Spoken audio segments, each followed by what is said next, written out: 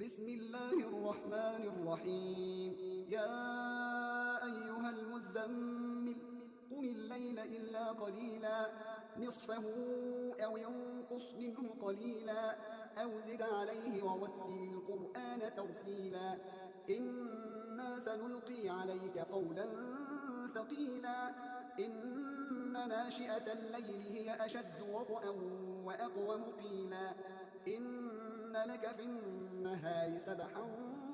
طويلا واذكر اسم ربك وتبتل إليه تبتيلا رب المشرق والمغرب لا إله إلا هو فاتخذه وكيلا واصبر على ما يقولون واهجرهم هجرا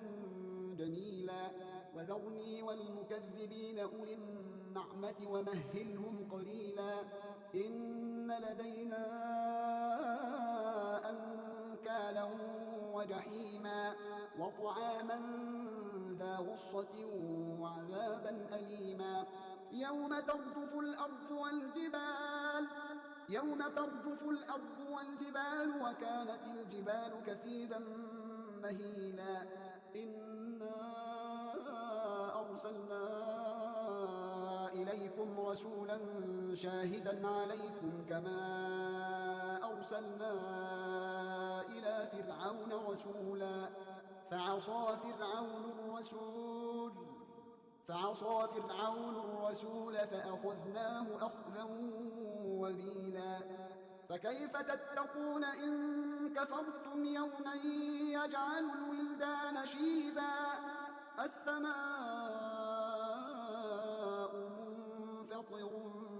به كان وعده مفعولا إن هذه تذكرة فمن شاء اتخذ إلى ربه سبيلا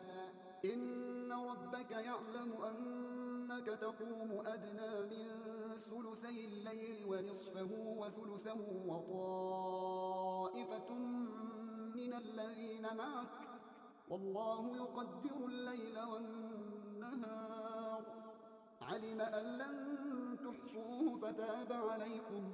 فاقرؤوا ما تيسر من القرآن